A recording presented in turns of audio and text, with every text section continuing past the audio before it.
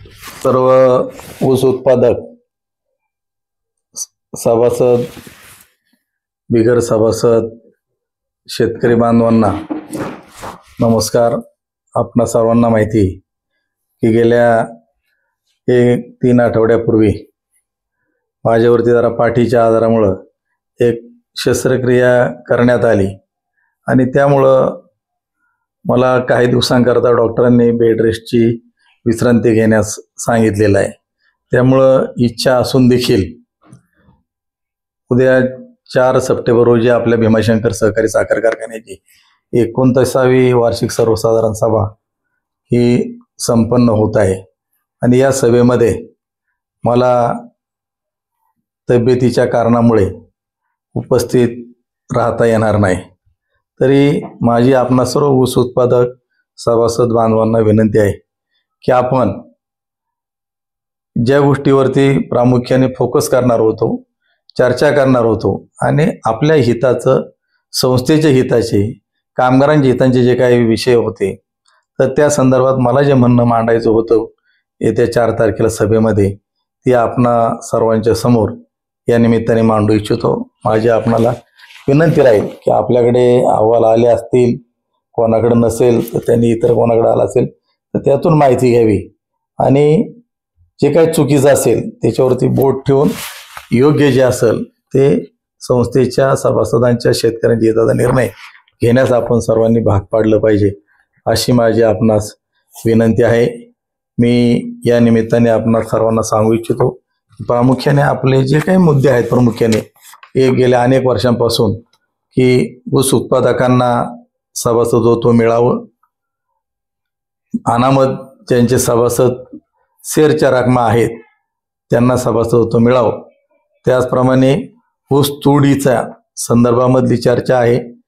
त्याचप्रमाणे कोजनरेशनचा विषय आहे आणि मनमानी पद्धतीनं भाग विकास निधीचा जो केलेला निवडणुकीसाठी वापर आहे आणि त्याचप्रमाणे कामगारांचा विषय आणि अंतिम विषय बाजारभावाचा, याबाबत मी आपणासमोर माझं जे काय म्हणणं आहे ते मी मांडतो. यापूर्वी देखील मी माझी भूमिका संचालक मंडळाच्या सभेमध्ये मांडलेली आहे. लेखी काही गोष्टींवरती तिथं पत्र देखील संस्थेला दिलेलं आहे. तर पहिला मुद्दा सभासदत्व गेल्या अनेक वर्ष आपण सर्वजण म्हणतो की आज रोजी अहवालात देखील पाहिलं असेल की 12,700च्या दरम्यान सभासद संख्या गेल्या अनेक वर्षांपासून तेवढीच आहेत. वारसाने कमी जादा झालेली तर सोडली तर गेले जवळपास 10-11 वर्ष लोकांनी ऊस घालून देखील त्यांना सभासदत्व दिलं जात नाही आणि यापैकी जवळपास 25% सभासद असे आहेत की ते वयोवृद्ध झालेले आहेत. त्याचप्रमाणे काही मयत आहेत, वारस नोंदी झालेले नाहीत आणि त्यांना वारसाच्या नोंदी होत असताना काहींचा वाद असा आहे की माझा एक शेअर्स आहेत पण वारस 2 मुलं आहेत किंवा 3 मुलं आहेत. तर आम्ही निवडणुकीच्या वेळी देखील शब्द दिला होता जर एका वारसदाराला रितसरपणे आपण सभासदत्व देऊ आणि दुसरी जे 2 मुलं आहेत किंवा एक असेल त्यांनी जर ऊस घातला असेल तर त्यांना सभासदत्व देऊ आणि ही भांडणं जी कुटुंबामध्ये साखरवून झालेली ती मिटली जातील. तर याच्याबाबतचा निर्णय अद्याप देखील झालेला नाही. त्याचप्रमाणे आज जवळपास कारखाना सुरू झाल्यापासून आपल्या कारखान्यामध्ये जुन्नर तालुक्यातील, शिरूर तालुक्यामधील, अन्य काही परिसरामधील जवळपास 5,500 पेक्षा अधिक शेतकरी असे आहेत की त्यांचे कारखान्याकडे सभासदत्वाचे शेअरचे पैसे अनामत खाती पडलेले आहेत. यांना सभासदत्व कधी देणार? मुद्दा जो मांडला जातो की कार्यक्षेत्राच्या बाहेरचे. माझा सवाल असा आहे की मधल्या काळामध्ये देखील मी एक आकडेवारी जाहीर केली होती आणि आज देखील मी आपणा सर्वांना सांगतो की शिरूर तालुक्यामधील अहमदाबाद, कवठे, काठापूर, खुर्द, चांडो, जांबूड, टाकडे, आजी, डोंगरगण, निमगाव, धुळे, पिंपरखेड, फाकटे, मलटण, मसे, सविन्ने अशा गावामधील जवळपास 782 ना अधिकृतरित्या कारखान्याचं सभासदत्व दिलेलं आहे परंतु त्यांना देखील माहीत नाही. म्हणून मी ती यादी देखील लवकरच सर्वांना, काही लोकांना मी दिलेले आहेत. त्यांना देखील सभासदाच्या नंबरासहित ती पोच करतो। त्याचप्रमाणे जुन्नर तालुक्यातील निमगर सावा आणि वडगाव कांदळी येथील देखील जवळपास 250 लोकांना सभासदत्व दिलाय। मग जर कार्यक्षेत्राबाहेरील लोकांना जर सभासदत्व देता येत नाही तर या जवळपास 1000 लोकांना सभासदत्व दिलं कसं आणि राहिलेल्या 5500 लोकांना सभासदत्व देणार कधी? त्याचबरोबर दुसरा मुद्दा असा आहे की आंबेगाव तालुक्यामधील देखील ऊस घालणाऱ्या 253 लोकांच्या रकमा देखील अनामत म्हणून त्या ठिकाणी आहेत। याचं काय तुम्ही करणार? आणि आमची मागणी प्रामुख्याने आहे की कुठल्याही परिस्थितीमध्ये गेले 10 वर्षात ज्या लोकांनी 3 पेक्षा अधिक वेळा कारखान्याला ऊस घातलेला आहे आणि ज्यांच्या नावावरती जमीन आहे त्यांना सभासदत्व मिळालंच पाहिजे। आणि मी मध्ये जाहीर केलं आणि ते आम्ही धडीच तो मुद्दा नेणार आहे का जर कारखान्याने 15,300 रुपये भरून अशा शेतकऱ्यांना जर सभासदत्व दिलं नाही तर आम्ही साखर आयुक्त आणि त्याचबरोबर जिथं जिथं गरज असेल त्यांच्याशी भांडून आम्ही हा प्रश्न निकाली काढू। याची देखील दखल कारखान्याच्या व्यवस्थापन प्रशासनाने घ्यावी असं देखील माझं म्हणणं या निमित्ताने आहे। आज दुसरा मुद्दा याच्या संदर्भामध्ये ऊस तोडणीच्या संदर्भात आपण पाहत आहे की भागातील ऊसाला प्राधान्य तोडीमध्ये दिलं जात नाही। यापूर्वी आम्ही ऊसाच्या तारखेप्रमाणेच ऊसतोड करत होतो, परंतु आज रोजी काही लोकांच्या डोक्यामध्ये की सहकारी संस्थेपेक्षा खाजगी संस्थेला अधिक महत्व त्या ठिकाणी ती कशी चालेल हा त्या ठिकाणी मनामध्ये एक किंतु निर्माण झाले आहेत। म्हणून माझी या ठिकाणी सक्तपणे सांगणं अशा पद्धतीचं आहे आणि मी देखील संचालक मंडळावर म्हणलोय की या वर्षी देखील हंगाम जो आता आपला संपला 24-25चा या गाळप हंगामामध्ये लोकांचे ऊस अडसाली 20 महिन्यापर्यंत 21 महिन्यापर्यंत तोडी काहींच्या गेल्या नाहीत।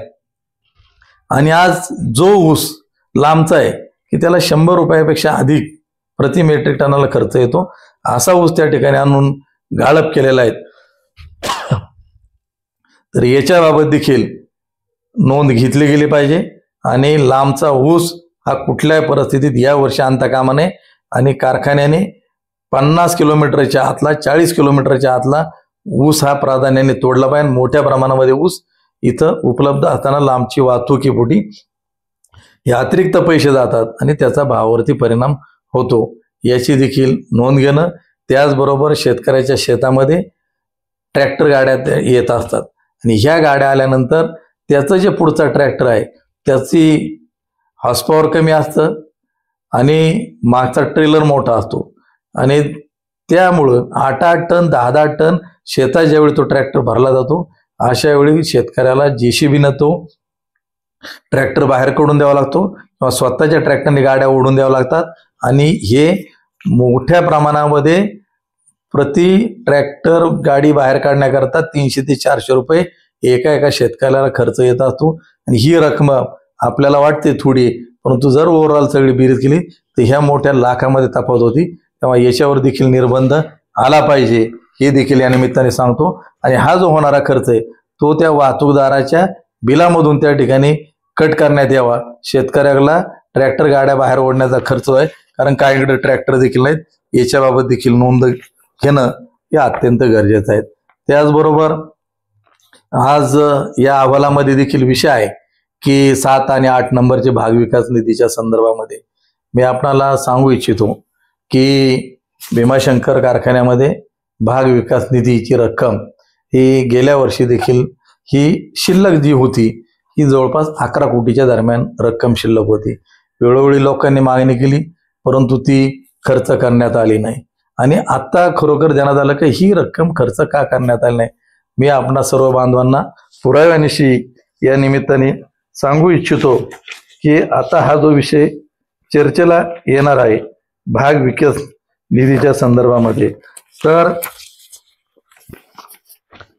की मागील हंगामात खर्च झालेला भाग विकास निधीस मान्यता देणे आणि पुन्हा या वर्षी देखील भाग विकास निधी आणि शिक्षण संस्थेला निधी कपात करण्यास मान्यता देणे। परंतु माझं या निमित्ताने सांगणं असं आहे की या वर्षी झालेल्या विधानसभा आणि लोकसभा निवडणुकीच्या कालावधीमध्ये हा शिल्लक असलेला भाग विकास निधी खिरापतीसारखा आणि मनमानी पद्धतीनं त्या ठिकाणी तो वाटप करण्यात आला आणि ही रक्कम थोडी तिडकी नाही तर जवळपास 8 कोटी रुपयाच्या दरम्यान त्या ठिकाणी आहे. साऊंड सिस्टीमला त्या ठिकाणी बेंजो घेण्याकरता पैसे त्या ठिकाणी दिले जातात. अशी कित्येक उदाहरणं आहेत का यांच्या मनाला येईल तशा पद्धतीनं त्या ठिकाणी ती रक्कम खर्च केली जाते. आणि माझं सांगणं अशा प्रकारचं आहे का गेल्या वर्षी जो भाग विकास निधीचा विशेष क्रमांक 7 आहे त्याच्या विनियोगास मान्यता देणे यांच्यात जर खरोखर धाडस असेल तर जेवढा भाग विकास निधी खर्च केलाय तो प्रत्येक पान ना पान, प्रत्येक आयटम ना आयटम हा पानानिशी बाबवार वाचून दाखवला गेला पाहिजे. नुसतं मंजूर म्हणून त्या ठिकाणी मान्यता त्याला देऊ नका. ती कुठेही अहवालात छापली गेलेली नाही की कशा पद्धतीनं ती रक्कम खर्ची झाली. मी तुम्हाला उदाहरण म्हणून मित्रांनो सांगतो की दरवर्षी गेल्या अनेक वर्षांपासून आपण भीमाशंकर करंडक या तालुक्यामध्ये भरवतो भीमाशंकर कारखान्याच्या पुढाकाराने. परंतु तो विद्यार्थ्यांना चालना दिली पाहिजे त्याकरता चांगला कार्यक्रम आहे, आम्हीच त्याला मान्यता दिली. पण आज रोजी असं दाखवलं जातं भीमाशंकर करंडक हा ज्यावेळी शांता शेळके सभागृह झाला किंवा नालंदा स्कूलला झाला, आज स्वतःच्या मुलीचा स्वतः जशी काही ती स्वतःच्या खिशातून खर्च करते अशा प्रकारे या वर्षी 6 लाख रुपयाचा खर्च कारखान्याच्या माध्यमातून त्या ठिकाणी करण्यात आला. ही रक्कम शेतकऱ्याची, ऊस उत्पादकाची आहेत. हा कार्यक्रम शेतकऱ्यांच्या मार्फतच ते करतात हे दाखवणं गरजेचं आहे. आणि तुम्हाला फार तुमच्या नावाचा गवगाव गायचा असेल तर खिशातली रक्कम टाकावी, कारखान्यातला 1 रुपया देखील तिथं खर्च करू नये. कारण हा घामाचा पैसा शेतकऱ्याचा तुम्ही कापून त्या ठिकाणी हा भाग विकास निधीच्या माध्यमातून खर्च करताय. त्याचप्रमाणे दुसरं एक गोष्ट मला नमूद करायची की शिक्षण संस्थेला एकदा निधी कापला त्याला 10 रुपयाच्या पुढे कापण्याची साखर आयुक्ताची मान्यता नाही. 10 रुपयाच्या पुढे टनाला कापता येत नाही. परंतु भाग विकास निधी जो कपात केलेला आहे तो कपात केलेला भाग विकास निधी मनाप्रमाणे शिक्षण संस्थेला त्या ठिकाणी वर्ग केला जातो. हे चुकीचं आहे, त्याला आपण मान्यता देऊ नये आणि याच्याकरता देखील साखर आयुक्त शासनाकडे जावा लागणार आहे. ही रक्कम देखील परत शेतकऱ्यांची रिव्हर्स आपल्याला शेतकऱ्यांना करावे लागणार आहेत. यांनी तो खर्च केलेला त्या ठिकाणी आहे. तर याबाबत देखील आपण सर्वांनी भाग विकास निधीच्या बाबत जागरूक व्हावं. आणि माझे आपणा सर्वांना या निमित्ताने सांगणं आहे का जी रक्कम जवळपास 8 करोड रुपये त्या ठिकाणी गेल्या वर्षभरामध्ये वाटण्यात आले तर त्यातील काही रकमा तिथं वर्ग करून आज जवळपास 7 ते 8 महिने त्या ठिकाणी झाले. विधानसभेच्या निवडणुकीच्या काळामध्ये लोकांना चेक देण्यात आले. हा चेक घ्या, फक्त तारीख टाकू नका. आणि आम्ही सांगतो ती तारीख टाका कारण आचारसंहिता लागू होती. आचारसंहितेत चेकचं वाटप झालं आणि नंतर त्यांना निवडणुकीच्या आचारसंहिता संपल्यावर तारीख टाकून ते चेक विड्रॉल करण्यात आले. त्या रकमा काढून घेण्यात आल्या तिथं. आणि काही ठिकाणी आज जर उद्याच्या सभेत ही यादी जर जाहीर केली नाही तर मला ती सगळीच्या सगळी यादी मी जाहीर करणार. ही यादी माझ्याकडे सगळी भाग विकास निधीची रुपयानं रुपया खर्च झालेली माझ्याकडे या आर्थिक वर्षातली आहे. आणि आपण सगळ्यांनी जाऊन पाहावं तर त्या गावात जेवढा निधी पडला तेवढ्या निधीचं काम झालं किंवा नाही झालं किंवा ते पैसे कोणाकडे आहेत याची आपण खातरजमा सर्वांनी करून घ्यावी. आणि आज रोजी देखील कारखान्याकडे जो भाग विकास निधी आहे तर तो शिल्लक भाग विकास निधी हा जवळपास 2 ते 2.5 कोटी रुपये शिल्लक त्या ठिकाणी आहे. त्यामुळं माझी सर्वांना विनंती राहील का कुठल्याही परिस्थितीमध्ये शिक्षण संस्थेकडे जो वर्ग केलेला आहे तो देखील कोट्यावधीचा आहे. या वर्षी 1 रुपया देखील आपण भाग विकास निधी आणि शिक्षण संस्थेला जे पैसे कपात करणारे मानतात तर तो निधी आपण कपात करून देऊ नये. आणि माझी देखील या निमित्ताने अध्यक्ष आणि सर्वांना सांगणं आहे की या वर्षी शेतकऱ्याच्या ऊसातून आपण जो भाव डिक्लेअर केला त्याच्यातून 1 रुपया देखील कपात करू नये अशा प्रकारची मागणी राहील. पुढचा मुद्दा जो आहे की कामगारांच्या संदर्भामध्ये आपलं पहिलं धोरण होतं जो कामगार रोजंदारीमध्ये आहे तर त्या रोजंदारी मधल्या कामगाराला 5 वर्ष पूर्ण झाल्यानंतर हंगामी करण्यात यावं. आणि जे हंगामी आहेत त्या हंगामीला जर एखादा कामगार सोडून जर त्या ठिकाणी गेला, रिटायर जर झाला तर त्याच्या जागी त्याला अपग्रेड करण्यात यावं. कारण हंगामी असणाऱ्या कामगारांना जवळपास भीमाशंकरमध्ये काम करून 20 ते 25 वर्षाचा अनुभव आहे. तुम्ही जाहिरात देता, जाहिरात देताना टीप टाकली जाते का इतर कारखान्यामध्ये काम केल्याचा 5 वर्षापेक्षा अधिकचा अनुभव असावा. या भागातल्या मुलांना जर 5 वर्ष नाही 20 ते 25 वर्षाचा अनुभव आहे तर त्यांना त्या पदावरती पदोन्नती देण्यात यावी. आणि जे वयस्कर आहेत जे सेवानिवृत्त आहेत त्यांना ताबडतोब त्या ठिकाणावरून सेवामुक्त करण्यात यावं, पुन्हा त्यांना सेवेत घेऊ नये ही देखील मागणी आहे. आणि रोजंदारी 5 वर्षापेक्षा तोंड पाहून काम करू नका, तर जो सिनियर आहे त्या रोजंदारीत त्याला हंगामी करण्यात यावं. आणि जे हांजी करणारे 10-5 कामगार तिथं आहेत, तर ते सातत्याने आतमध्ये मोबाईल नेऊन त्याच्यातून सगळ्या निवडणुकीसारखा प्रचार किंवा पक्षाकरता व्यक्तीकरता काम त्या ठिकाणी करतात, हे देखील बंद झालं पाहिजे. आणि शेवटचा जो मुद्दा आहे काय की या वर्षीचा जो जाहीर केलेला बाजारभाव आहे, तर तो बाजारभाव हा 3290 रुपये जाहीर करण्यात आलेला आहे. मी देखील संचालक मंडळाच्या झालेल्या मीटिंगमध्ये सांगितलं की 3290 रुपये हा भाव त्या ठिकाणी मला किंवा आम्हाला शेतकऱ्यांच्या दृष्टीनं मान्य नाही. कुठल्याही परिस्थितीमध्ये या वर्षीचा बाजारभाव हा आपल्याला 3400 रुपये दिला पाहिजे. आणि तशा प्रकारचं लेखी पत्र देखील मी दिलं आहे. याचं कारण की अहवालामध्ये आपण जर आर्थिक पत्रक जर सगळी त्या ठिकाणी पाहिलं तर साखरेचं कमी धरलेलं स्टॉक मधलं मूल्यांकन, त्याचप्रमाणे मोलॅसिस हे जे शिल्लक आहे साठा, तर तो शिल्लक साठ्याचं मूल्यांकन देखील सी मोलॅसिस असेल, बी हेवी मोलॅसिस असेल, याचं प्रति टन 13,000 रुपयापेक्षा कमी न मूल्यांकन धरलेलं आहे. त्यामुळे ते अतिरिक्त पैसे आपल्याकडे देखील उपलब्ध होणार आहेत. तसाच प्रकार साखर साठीच्या संदर्भामधला आहे. आणि आपल्याकडं आता इथेनॉल प्रकल्प झालेला आहे, त्याचबरोबर आपल्याकडं कोजनरेशन आहेत आणि आपल्याकडं RS जे शिल्लक आहे, तर याचे जे दर तुम्ही कमी धरलेले आहेत, तर त्याचे देखील आपण हिशोब जर केला आणि त्याचबरोबर कोजनरेशन हे एक मला वारंवार मी संचालक मंडळामध्ये सांगत असतो की आपला 13 अधिक 16 मेगावॅट असं 29 मेगावॅट जनरेशन होतं आणि कारखान्याचा वापर हा 13 मेगावॅट आहे आणि 16 मेगावॅट आपली पॉवर एक्सपोर्ट व्हायला पाहिजे. परंतु हा प्रकल्प फक्त 12 मेगावॅट पर्यंतच पॉवर आपली एक्सपोर्ट त्या ठिकाणी होते. आणि वारंवार आम्ही चर्चा करतो, नाही म्हटलं आपल्याला बग्यासला चांगले पैसे मिळतात आणि मग बग्यास मधून आपल्याला जादा पैसे मिळतात, त्यामुळे कोजनरेशन आपण कमी एक्सपोर्ट करतो. ही त्यांचं कामामधली कमतरता, इफिशियन्सी जी कमी आहे ते झाकण्याचं काम आहे. मग आज माझा त्यांना सवाल अशा प्रकारचा आहे की आपण ज्या पद्धतीनं 2 प्रकारे, एक FRP पेक्षा जादा बाजार भाव देणं, आता त्याला काही इन्कम टॅक्स राहिलेला नाही, तुम्ही किती भाव देऊ शकता.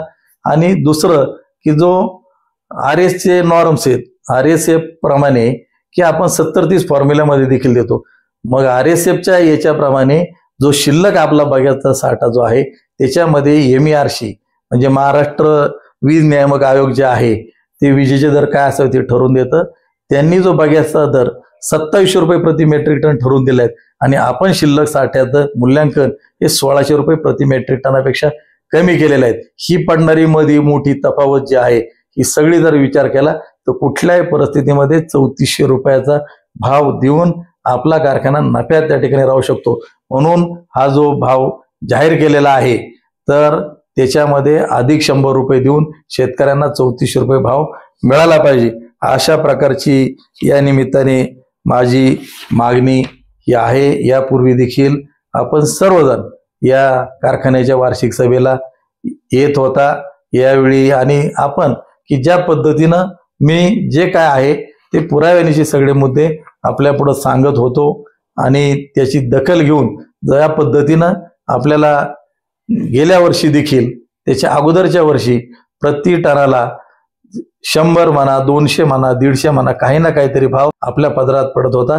परंतु या वर्षी अजून जर 100 रुपये भाव दिला तर निश्चित शेतकऱ्यांच्या खात्यामध्ये 11.5 कोटी रुपयाची भर पडल, याची देखील आपण सर्वांनी नोंद घ्यावी. म्हणून मला विनंती राहील की कुठल्याही परिस्थितीत वार्षिक सभेमध्ये मंजूर म्हणून धडाका न धरता या वर्षीचा भाव हा 3400 रुपये प्रति टनाला दिला गेला पाहिजे, अशी मी या ठिकाणी आपणा सर्वांना विनंती करतो. त्यामुळे मला, आणि अनेक जण म्हणतात तुम्ही सभेला याल का, काय कराल, कसं करणार, परंतु तब्येतीच्या कारणास्तव मी फार झोपून आहे असं कुणी काही समजायचं कारण नाही.